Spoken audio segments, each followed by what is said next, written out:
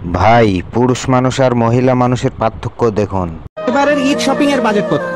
25-30 20,000 এর মতো আছে, মোটামুটি 30,000 এর মতো। এই তো 25,000 এর মতো। আর বাজেট 5 এর মধ্যে ছিল 3 পিসের জন্য 20,000 তাও 10 কার টাকায় শপিং হচ্ছে এবার? নিজের, বাবার, হাজবেন্ডের, সবার। বাবার ভাইয়াই দেয়, তেমন না 10,000 12 করে 5,000 6,000 এরকম, এর থেকে 10। ঈদে নিজের জন্য কত টাকা বাজেট করেছেন? নিজের জন্য এখনো করা হয়নি।